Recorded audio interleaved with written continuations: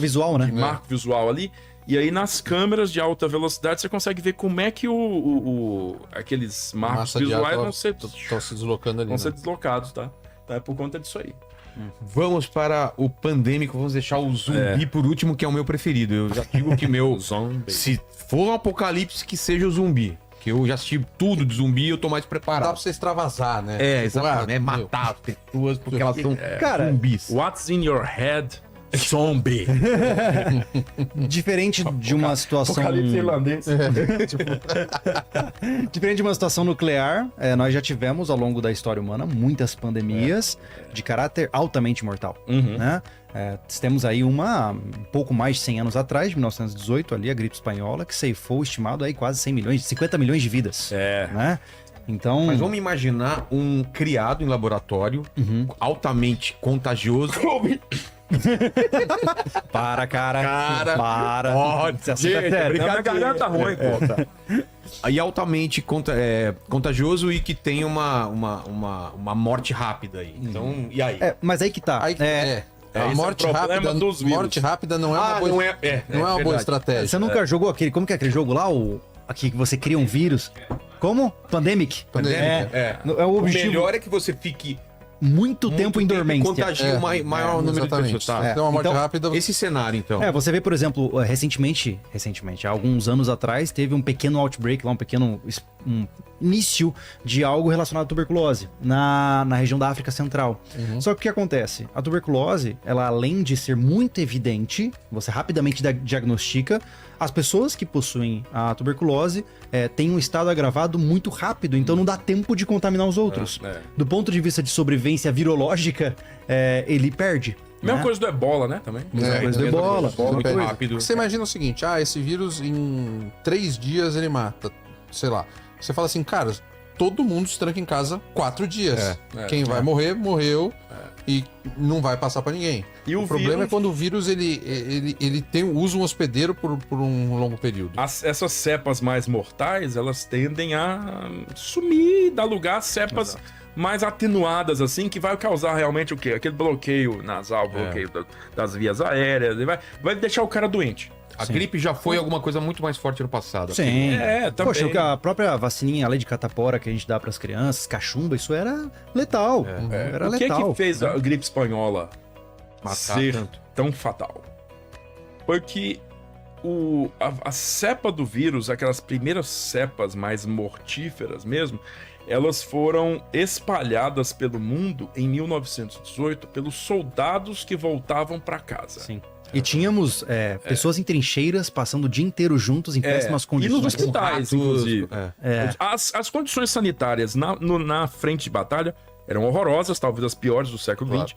E nos hospitais, basicamente a mesma coisa. Então, os hospitais superlotados, os caras ali contaminados com aquela cepa mortífera.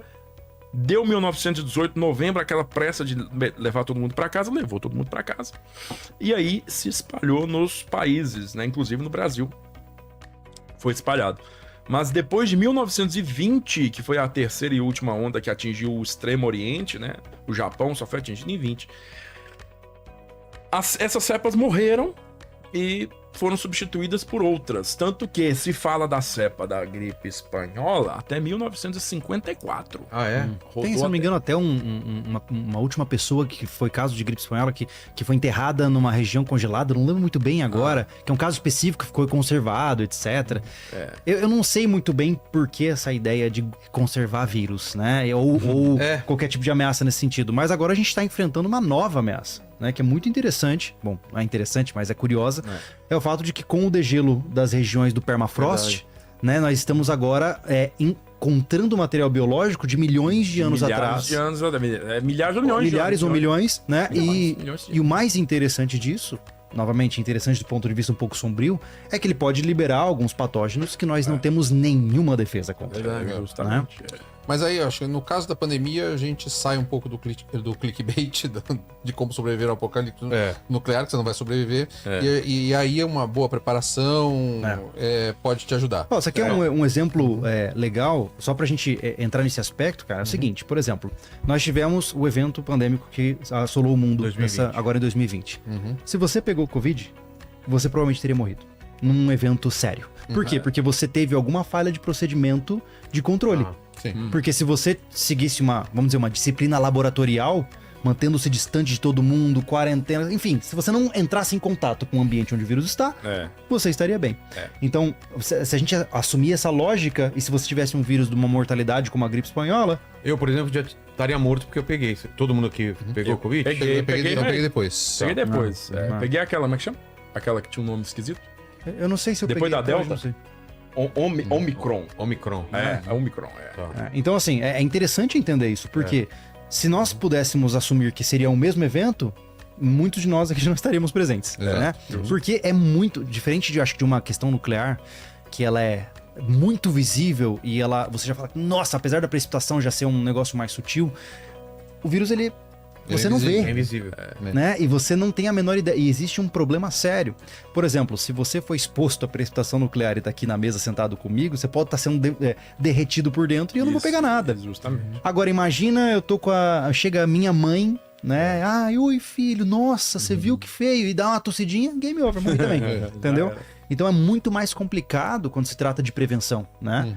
Mas existem meios. E aí a gente fala de preparação, de você ter o mínimo em casa para aguentar um tempo, né? E aí preparação, cara, a gente tá até falando no começo, assim, ela tem muitos mitos, né? E muitos erros no conceito. Tem muita gente que acha que os preppers são aqueles preppers americanos loucos, que isso é uma preparação. Tem muita gente que acha que... São os rednecks cheios de armamento. É culpa daquele preparados para o fim também, né, cara? Isso é a disseminação do medo, tá? E eu sou totalmente oposto a isso. Quando você fala assim, você se prepara, você tá vivendo o medo, você tá disseminando o medo. Cara, quando você faz o seguro do seu carro, você fica mais tranquilo? Exato. Claro que foi. Então, se você tem uma preparação, digo, um estoque de comida, de água, tudo, você vai ficar mais tranquilo também. Então é justamente o contrário disso. Outras pessoas falam que você estocar comida, você vai tirar a comida de outras pessoas. E é justamente o contrário, porque quando você faz uma preparação, você vai lá e compra, vou fazer um estoque de comida, eu compro 5%, 10% a mais todo mês. Sabe o impacto que isso tem no supermercado? Zero. Ele vai repor o estoque. Agora, se você não tem a preparação e começa uma pandemia, todo mundo corre pro mercado, sabe o que acontece? Acaba o papel higiênico. Porque todo mundo não sei por que compra papel higiênico. Mas também não sei. Eu não sei qual é essa pira. Eu também não. Bom, também. na verdade, existe uma explicação, cara, que é muito doida. É porque eu não sei se ela tem base, tá? Mas foi a única explicação que eu encontrei, que meio que rola aquela ideia de que, primeiro, higiene é importante, e segundo, que o papel higiênico é um dos materiais que você não consegue produzir sem processos industriais. E aí os caras saem comprando porque não vai mais ter. Eu tenho de revista aqui... Mas enfim, os caras, na hora da crise, eles limpam a prateleira. O cara que fez a preparação nem vai do mercado para não se arriscar. Então é justamente o contrário. O cara que tá preparado, ele preserva isso. Existe um outro ponto nessa história, que se todo mundo tivesse uma preparação básica, seja como os nossos avós. Nossos avós faziam, eu acho que minha mãe já fazia a compra do mês. Lembra da compra do mês? Sim, claro. A compra do mês quer dizer o quê? Eu tenho pelo menos um mês de comida. Cara, a maioria dos vírus numa pandemia, ele se revela em menos de um mês. Então, se você fala assim, todo mundo tem comida em casa. Eu sei que isso necessariamente, tem gente que trabalha no almoço para comprar o jantar. A gente não tá discutindo esse caso. Mas quem tem essa capacidade, vamos supor que chegasse uma pandemia agora.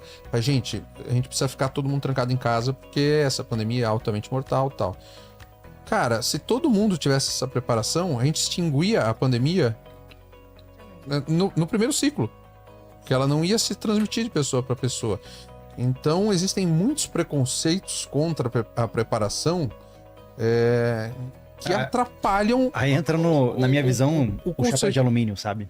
Exatamente. Porque por alguma razão há um ímpeto de tornar a pessoa... ridicularizar aquele que é preparado. Exato. Existe essa coisa de... Ó lá. É um fenômeno cultural interessante, porque muitas vezes, quando eu chego e te falo, cara, eu moro num lugar onde... Você é incapaz de entrar do ponto de vista bélico. Eu posso fechar a porteira e ficar ali 1 ano sem abrir. Eu exponho o quão volátil você é. E aí você fala assim, nossa, mas eu não posso parecer fraco. E aí você me ataca e me ridiculariza. Você ridiculariza o próximo. O primeiro passo, eu acho, cara, até antes da questão da preparação, é o clássico location, né? Então o lugar onde você vive vai ser um dos principais diretores da sua chance de sobrevivência. Por exemplo, Eu acho que é legal referenciar esse período anterior que nós tivemos, porque na cidade onde eu vivo, eu praticamente não, do ponto de vista comparativo com São Paulo, não existiu pandemia. Eu continuei fazendo meus treinos, fazendo tudo que eu tinha que fazer, trabalhando, saindo, porque eu moro numa região muito ruralizada, com uma pequeníssima densidade populacional, então eu não senti o que o pessoal sentiu aqui em São Paulo, por exemplo, né?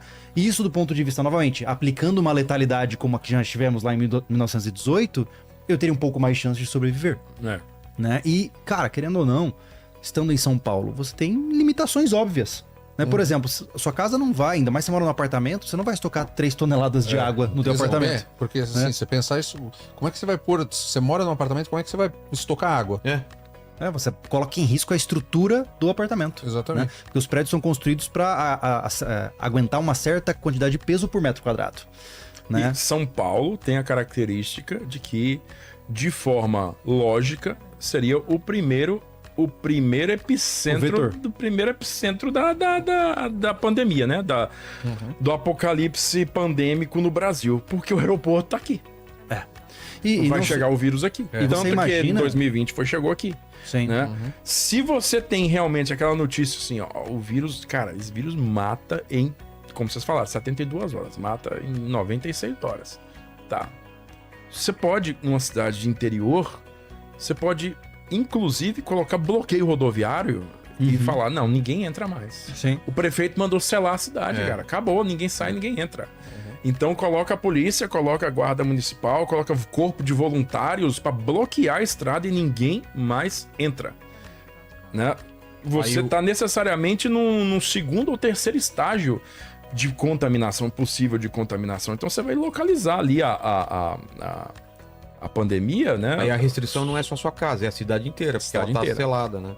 Exato. E ainda assim, é aquela história. Isso aí pra mim é que nem puxando já a questão do zumbi, né? O cara esconder a mordida, entendeu? Só que a diferença é que a pessoa muitas vezes nem sabe que pode estar contaminada, né? E ela pode causar um estrago. E o problema é que você pode ser, por exemplo, eu já vi isso acontecendo, especialmente nesse período que nós tivemos.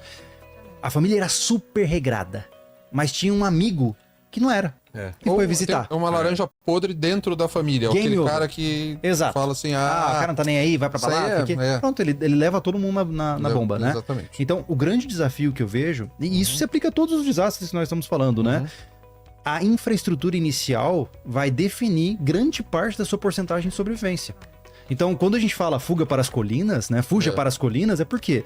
Porque a tendência é que zonas rurais te dão mais versatilidade. Não é que você vai, você tá vivo. Não. Ganha um tempo. Você tem mais versatilidade. Cara, eu tenho nascente na minha propriedade, eu tenho centenas de quilos de a região comida plantada. Comida, você não precisa ter Exato. comida. E algumas localidades geográficas são muito agraciadas. Por exemplo, o que me atraiu para Santa Catarina? Um dos critérios interessantes. Eu venho de Mato Grosso do Sul. Mato Grosso do Sul é dominado por grandíssimas propriedades, certo? Que você tem lá quilômetros e quilômetros, sei lá, de soja. Em Santa Catarina, pelo menos na região onde eu estou, você tem muitas pequenas propriedades com diferentes tipos de produção que vão continuar produzindo porque não dependem desse insumo de caráter mega industrial. Então você tem uma resiliência social muito maior naquele local, né? E naturalmente as trocas, né? Exato, e já acontece. Né? Existe muito escambo hoje, né? Isso é muito legal porque você consegue criar um sistema mais resiliente. Quando a gente faz, por exemplo, São Paulo, ele é um buraco de consumir insumos. O que São Paulo produz do ponto de vista de insumos de sobrevivência? Né? A não ser aspectos industriais. Não. Né? Podcast de instrução de sobrevivência. É o único insumo. Tá aí. Então, assim, o que acontece é que, imaginemos que agora, nesse momento, temos que entrar em um lockdown aqui. Da onde você pega a comida, cara? Aqui, nessa região. Você não tem. Da onde você pega água? Se a tua torneira parar de fazer água, você vai pegar água da onde? Né? Não tem jeito. E você tá competindo. O pouquíssimo recurso que tiver, sei lá, o rato andando na rua, vai estar sendo caçado por você e por mais 500. Né? Então, a grande dificuldade que eu vejo é que muitas pessoas querem se preparar para uma situação de desastre drástica como essa, sem tomar as mudanças de estilos de vida que são necessárias para aumentar as chances de sobrevivência para cenários drásticos. Né? Uma coisa é você ser, por exemplo, uma questão de queda de energia, falta de segurança, uma coisa é muito específica, pontual, ou até mesmo uma preparação contra um desemprego, por exemplo. Né? Agora, você fala de grandes crises, cara, você tem que ter grandes preparações. Né? Cara, existe um negacionismo para preparação que ele é muito grande, cara. As pessoas, é o que o Júlio falou, né? Esse cara que tá fazendo isso usa chapéu de alumínio, de papel alumínio.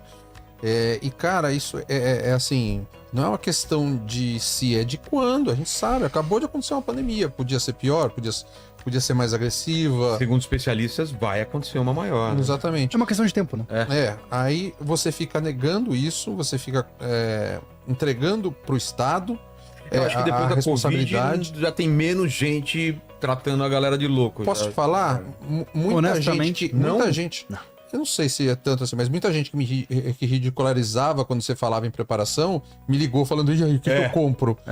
Falei, vai lá, trouxa. Compra meu curso. Vê o vídeo, compra meu curso. E é difícil. Vê meu vídeo lá no YouTube. Mas por outro lado, cara, uma coisa que eu percebo, memória curta. Memória curta também. Memória curta é característico. Tem um livro que incrível, assim, ó, da Amanda Ripley, O Impensável, onde ela fez um estudo bem interessante a respeito dos grandes desastres que aconteceram na humanidade e tal. Cara, é assim, ó, a primeira geração que passou pelo desastre, durante uma década ainda fica esperta. Depois ninguém mais lembra e sofre tudo de novo. É impressionante. E o outro problema grave é a confiança no Estado, no governo. Seja qualquer governo, não tô politizando isso, mas assim, não, o governo vai prover. Não vai. O governo mal tem estrutura para prover o seu dia a dia. A gente vê essa fragilidade em vários eventos que ocorreram no próprio Brasil. Sim. Cara, o governo não confie no que o governo vai te amparar, porque ele não tem condições. Você imagina que numa das maiores potências do mundo, como os Estados Unidos, tivemos eventos de desastres, onde, inclusive agora teve o Milton, o furacão Milton, várias famílias, até hoje, sem água potável. Até hoje. E a gente tá falando dos Estados Unidos. No Brasil, a gente tem inúmeros relatos onde quem ajudou foi o Corpo de Voluntário Civil. O teu familiar, o teu vizinho, a tua comunidade, pessoas, se for localizado, pessoas até de outros estados mandando coisa que não aconteceu. Claro que se for uma pandemia tal, assim, você vai ter que contar com as pessoas da sua comunidade ali. Na minha cidade, cara, Montes Claros fica no norte do estado, mas lá tem aeroporto, né? E tem a Azul, a Latam e a Gol trabalham lá. E a Azul, eu não vou fazer... É simplesmente um relato, tá? Não é um merchan da Azul, não. Mas a Azul falou, vou transportar os mantimentos aí. Isso fez com que, não a cidade, mas a região inteira doasse e falaram assim, ó, em Montes Claros tem que doar água. Ainda especificaram. Encheram um hangar de galão de água, cara. Eu nunca tinha visto tanta água na minha vida, porque eu não ando em distribuidora de água, mas eu nunca tinha visto tanto galão de água na minha vida, cara, tanto. E carro chegando o tempo inteiro, despeja água. Pessoas, entendeu? Pessoas. E tá chegando mais, iniciativa privada. Tá chegando mais. Só que tem um porém, né? Existe um determinado ponto onde nós paramos com o voluntariado e entramos no modo de sobrevivência. Esse é um estágio para quando você tem uma coisa generalizada. Porque, e não localizada. O que aconteceu de certa forma, por exemplo, na pandemia aconteceu isso. As pessoas começaram a se fechar. Só que aí, por outro lado, aí você fala assim, cara, mas dá para sobreviver. Cara, o cara ficou muitas vezes num lockdown aí de 2-3 meses e já se separou da mulher, desenvolveu fobia, desenvolveu transtornos ansiosos. E assim... Claro que teve muita gente que perdeu muito nesse processo, mas teve muita gente que não perdeu e ainda assim não conseguiu manter o equilíbrio emocional. E imagine uma situação onde nós estamos falando de um colapso civilizacional. Né? Então, a verdade é que grande parte dos colapsos civilizacionais, você vai ver que a estimativa são bilhões de mortes. Porque a maior parte das pessoas não tem condições de tolerar a ideia de que o seu estilo de vida não é mais viável. Né? Então, não é fácil, né? A maior parte das pessoas não sabe que vai morrer, né? É muito louco isso. Mas enfim, esse negacionismo ele é extremamente prejudicial à sobrevivência da espécie. Cara, o cara continua falando assim, vai dar nada. Vai dar nada é a expressão do... É que a galera tem uma ideia na cabeça que alguém vai fazer alguma coisa, ou o governo... Não, alguém vai fazer algo. É impossível que alguém não vai fazer alguma coisa. E existe um fenômeno psicológico conhecido como Someone Else's Problem. É um fenômeno onde as pessoas... E tem até um caso curioso que fizeram um experimento, acho que se não me engano tá no YouTube, não lembro. É um palhaço andando no parque com uma arma ensanguentada na mão, né? Passando, e as pessoas é como se ele tivesse invisível. As pessoas passam por ele. Alguém vai fazer. Tipo, não, isso aí não é problema, não. Tem aquele da criancinha, e eu chego o cara e pega a criança, coloca num saco e corre. Exato. E o pessoal olha e não. Vai pra frente. Não é meu problema. Não vou mexer com isso. E isso acontece, então você soma uma série de problemas de concepção de realidade, né? E não só isso, mas tem muitos outros fenômenos que acontecem, né? Porque a maior parte das pessoas é conduzida por medo, né? E aí você tem a influência das mídias e muitas vezes você tem, como no caso lá de Pripyat, o fato do governo esconder o que tá rolando, né? Então aí você tem uma confusão de informações e você já tá despreparado e você não sabe o que tá acontecendo. Aí você tem que ficar confiando em informações locais e quando você vê é tarde demais, né? Cara, o efeito psicológico é muito grande, né? E esse efeito de você negar também é uma coisa psicológica. Fala assim, não, eu não quero nem pensar nisso porque eu tenho medo de pensar nisso. Quando você podia estar falando o seguinte, não, eu vou me preparar para se isso acontecer, eu tô seguro. Você nega, você fala assim, não vai acontecer. É o famoso vai dar nada. Vai dar nada. Velho, você fica seguro, não vai dar nada, eu fico seguro preparado. Sim. Fala, cara, se eu estiver preparado, vai dar nada. Só que tem um filme bom sobre isso que é o Contágio, né? Vocês assistiram o filme? Já. Aquele filme é bom. Eu gosto do morcego que... Não, e os caras até previram, né? O Paciente Zero é da China, se não me engano. Não é? China, é Índia. Faz tempo. Não, é China mesmo. É com aquela... Como é o nome daquela mulher? Gwyneth Paltrow? Aquele filme? Não vou lembrar. Contágio. mas é um bom filme. Gwyneth Paltrow, pô. Pode ser. O morcego caga, não sei o quê, e o porco come, e aí fez a modificação ali e tal. Mas assim, é importantíssimo entender que para que você possa estar mais preparado para situações como essas, não basta... Hong Kong. Então é a China mesmo. Boa. Você viu o nome da atriz? A atriz é a Kate Winslet, ela? Winslet? Contágio? Não sei. Filme Contágio 2011. Enfim. Que ela trai o marido com um cara que tá contaminado, não é esse? Eu não sei mais. Você viu? Eu acho que é aquela. Você baixou o filme errado. Ela traz dos Estados Unidos? Você baixou o filme errado. Baixou o filme errado. É aquele que a mulher chega, o cara não tem dinheiro pra pagar. Ela vai pra Hong Kong.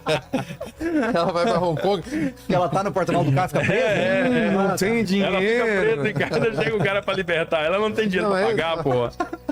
Viu aí? É que eu não assisti o filme, então não sei qual dos personagens que mas tem a Kate Winslet, a Gwyneth Paltrow. Gwyneth Paltrow. É esse filme mesmo. Ela pega porque ela acaba indo pra um happy hour e se enrola com um cara lá e pega do cara. Não traiam, você tem uma probabilidade de acabar com a civilização. Exato. Só que assim, borboleta, né? Efeito borboleta, né? Traiu, aí... Só que assim, grande parte do mundo hoje está travado na síndrome de Dunning-Kruger, né? Que é aquela ideia do cara acha que sabe, mas não sabe, né? Como assim? Dunning-Kruger é um efeito interessante, que basicamente, por exemplo, você viu um vídeo do Júlio ensinando a fazer fogueira. Você meio que assume que sabe. Não, que você é um incompetente e inconsciente. Entendeu? Você não começa sabe. a dar aula de fogueira pros caras. Exato. Aí quando acontece mesmo, você fala, como Exato. não tá dando certo? Então, o que acontece é que assim, muitas vezes o cara tá ouvindo aqui, não, mas eu tô safo. Aí quando vai na prática, ele não tá safo. Ele não tá pronto. Que nem o cara que volta na máquina do tempo e os caras falam, como que é o lance da lâmpada, né? Não, tem o de Jesus também, né? Tem, mas não, o cara volta na máquina do tempo e fala, não, tem um negócio chamado lâmpada, os caras, faz aí, como que é? Mano, é um negócio assim, tem uns filamentos, tem assim... Tem uma parada aí. Tipo, como você volta no passado e quer ensinar... Jesus é bom também, ele volta no tempo pra avisar Jesus que ele vai ser traído. Aí ele fala, Jesus, Judas vai te trair. Aí ele fala, tá bom, qual dos dois? Aí ele fala, puta, eu estudei essa parte. Nossa. Mas então assim, é muito perigoso porque eu vejo que muitos de nós estamos presos, todos nós somos vítimas disso até certo nível, né? Mas porque preparar-se pra situações de dificuldade, cara, é um negócio que é trabalhoso, pô. É trabalhoso. Primeiro passo é o cara tá com condicionamento físico adequado. Primeira coisa. Cardio, isso aí é Zumbilândia. Primeiro gordão lá correndo. Exato. Cara, você fala disso, assim, ó, a maior parte do povo já começa a botar o plug na orelha já, pra não ouvir, né? Cara, se você não corre 100 metros carregando, sei lá, as tuas filhas ou até a tua esposa, sem desmaiar, você vai morrer. É o primeiro passo, né? E aí o cara já fica meio de, né? Aí depois disso você fala assim, pô, você tem que construir estoque alimentar. Ah, vou comprar então um monte de sardinha e guardar. Não, cara. Você tem que construir estoque. Papel higiênico.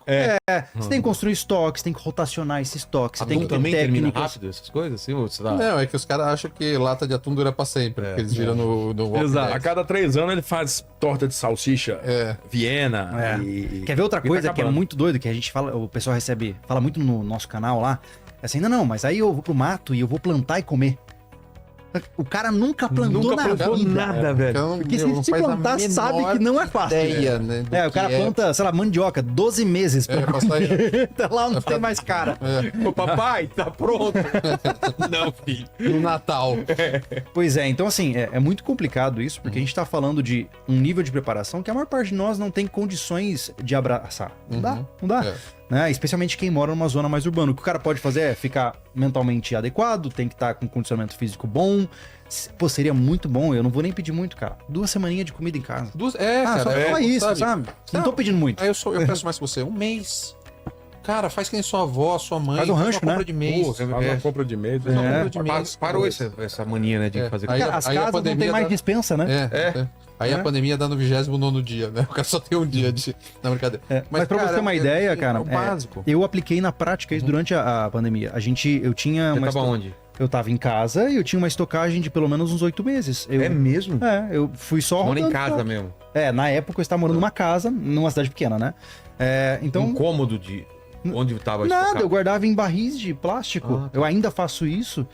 Só que assim, é uma questão muito específica. E o legal é que assim, eu economizo, né? Porque os preços vão subindo, e eu tô comendo coisa de antes. Mas assim, é trabalhoso. E água, como você fez? Não, água eu tenho na época eu tinha de poço, né? Agora eu tenho água parcialmente infinita, digamos assim. Então é muito interessante entender isso, porque é difícil, pô. É difícil. Não é à toa que você vê relatos 8 meses é muita coisa, cara. Mas assim, ainda é pouco. Estão pedindo 8 meses. Não sei, mas você vê como é que é a diferença. Agora a gente tá lá no rancho, né? A última colheita que a gente fez de mandioca, foi uma colheita experimental, foram 100 quilos de mandioca. Agora, a expectativa são 250 quilos. 100 quilos dá pra quanto tempo? É muita coisa. É muita coisa. Ah, então. E aí você coloca você pomar, tem uma galinha, você coloca galinha, entendeu? Você vai dinamizando. Mas aí, assim, tem uma realidade, não é todo mundo que mora no rancho, que pode ter que criar galinha e tal. Claro. Então, pô, pensa em ter, sabe, um mês, 2, 3 sacos de arroz, uma coisa. Sabe, se tiver um problema desse, você tem como ficar no lockdown. Não ficar naquele pânico de, pô, acho que tem 3 coisas aí que o cara pode fazer, pra ir no básico, tá? 1, a comida, né? Realmente um mês de comidinha, massa. 2, pelo menos um galãozinho de 25 litros guardado ali no canto da lavanderia de água. Por que 25 litros? Porque pelo menos é alguma coisa. Quanto mais, melhor. É o mínimo. Pra não morrer de sede se caso aconteça. Quando acabar toda a água, ainda você tem como beber alguma água. Exato. Os caras falam de encher a banheira, né? Exato. E número 3, fortifica a porta do teu apartamento. Tá? Bota um trinco a mais, uma chave tetra. Se você puder uma porta maciça, é bom, né? Porque... O que é uma porta maciça? A porta de apartamento não é ripada. Então, por que eu tô dizendo isso? Porque se você... Aquela história, né? Quer conhecer o futuro, começa investigando o passado, né? E a regra é sempre a mesma, cara. Quando você tem uma ruptura da sociedade, seja por qual for o caso, guerra, economia, qualquer coisa. A primeira coisa que acontece, as pessoas começam a passar necessidade. E elas começam a pedir por ajuda, né? Elas pedem por ajuda governamental, aí não chega. Aí daqui a pouco o cara bate na tua porta. Cara, você tem uma comida aí, tô passando fome, as crianças lá em casa estão passando fome. Um dia depois de amanhã acontece isso, né? Você assistiu esse filme? Há muitos anos. Não, no final do ano agora. Vai longe, é outro. Não é outro. É outro? Não. Depois da manhã é o... Tá, sei. Que tem os Tesla. Do navio entrando na... Depois da manhã do Ken Reeves. O nome desse filme é... Vê pra gente aí. Dia depois de amanhã, aquele que Nova York congela. Da alienígenas, né? Não, isso que eu tô falando é com a... Pô, qual é a atriz? É de agora, é do navio que entra na praia lá. Quem bancou foi o Obama e a mulher dele. Isso, da produtora do... Então, ele sabe que um vizinho é desses caras que tem arma e estoca comida, eles vão pedir e falam, não, esquece. Então, só que pô, mas a gente não é amigo. Não, cara, agora é cada um... O Kevin Bacon. É isso, Só que o que acontece? Eu fui lá na tua casa e te pedi educadamente porque eu tô passando necessidade. Você falou que não tem. E aí eu vou embora e vou procurar. Só que aí o que acontece? Você não acha? Eu sei que você tem, cara. E meu filho tá em casa chorando de fome. O que você acha que vai acontecer, pô? Vai. Entendeu? Tem alguns relatos de sobrevivência super dramáticos nesse sentido, que assim, ó, esqueça conceitos de certo e errado nessa situação. Porque... Achou? Achei, o mundo depois de nós. O mundo depois de nós. Tá vendo? Bem legal. Você errou todas as palavras. Você acertou depois. Depois, o resto peraí, eu acertei alguma coisa. Não tinha amanhã, O não artigo tinha também dia. acertou que é o. E lá cai internet, cai televisão. Sim. Sim. Eles. Que mais? Eles estão ilhados, eles estão numa ilha, né? se não me engano. Mas assim, Uma península, é o uma tipo ilha de que filme que você fala assim, cara, começa a dar raiva. É. Porque é muito erro um atrás do outro, assim, é muito. impressionante, cara. Porque geralmente você se ferra numa situação de sobrevivência quando você comete vários erros em sequência. A não ser que estamos falando de uma situação de violência, né? Tá. Então, o que eu acho, o básico é isso aí, cara. Entender que provavelmente seu vizinho, e o importante é o tal do OPSEC, né? Operation Security, que nada mais é do que você não falar que você tem as coisas. É que nem o cara, não, eu tenho um sistema solar em casa. Aí todo o bairro tá escuro e o bonitão lá de luz acesa. Inclusive, Entendeu? um karaokê lá, né? Karaokê, cantando aí o Survive, né? Acabou de falar em cadeia Na nacional, madrugada, assim, rolando um blues, trocando de biquíni, sem parar. O cara... todo mundo morrendo, cara. todo mundo morrendo, o cara com o rádio ligado. Então assim, tem isso, é muito importante. Dentro do mundo do sobrevivencialismo, um dos critérios mais importantes é o sigilo. Porque se você... E é engraçado porque essa informação vaza de uma forma muito curiosa, né? Que, por exemplo, imaginemos que você tá numa roda de amigos e o cara fala assim... Ele tá lá na tua casa, no churrasco, aí você abre um armário e tem um monte de garrafa de arroz estocada lá, por exemplo. Aí o cara, o que é isso aí, cara? Não, eu guardo uns arroz aqui a mais. O cara já grudou no post-it, Já entendeu? sabe que tá lá. Ele não vai lembrar num dia normal. Mas se um dia ele estiver passando fome, ele... Ih, cara, na vila tinha uns negócios... Ele tinha bastante arroz guardado. Vou lá pedir pra ele. Cara, Aquela geladeira do Vilela tinha... Tinha que dentro. Mas é engraçado que Tinha eu tinha munição. esse hábito de estocar algumas coisas e não tem mais, né, cara? A gente Não, vai a acabar maioria comprando das de pessoas perdeu. pouquinho. Novamente, a teoria Tinha da um monte de conspiração, né? arroz, eu lembro disso em casa. Um monte de arroz, um monte de não sei o que. Agora, quanto quanto mais mais vulnerável- na cabeça mesmo, É. né? Nossa, cara, essa foi gratuita, velho. Essa foi. Deixa ele pedir aumento de novo. Não, esquece. Último dia dele aqui. Não, e sabe qual é o melhor dessa história toda? Quanto mais gente tiver esse mínimo, quem não tem pode ir no mercado comprar. Porque exato. senão, se ninguém tiver, É a loucura. o mercado não vai suprir. Exato. Então, assim, é um negacionismo contra a sua família, contra o seu vizinho e contra... É a lógica que quanto mais forte você É. e quanto mais forte o seu vizinho é, e os outros vizinhos são, mais forte se torna aquele bairro, logo mais forte a cidade, etc. Então, quando você se recusa a ficar mais preparado contra os obstáculos da vida, a gente tá falando aqui de pandemia, de coisa... Mas, cara, pode ser desemprego, pode ser uma situação de doença crônica na família, que você tá sem dinheiro, pode ser uma série de coisas. Quando você se recusa a se preparar, você não coloca só em risco a você, mas também a sua família e as pessoas à sua volta. Só uma coisa, o Guilherme aqui tá falando que o Vilela estocava comida há 100 anos atrás com a tua mãe, aquela vagabunda, tá?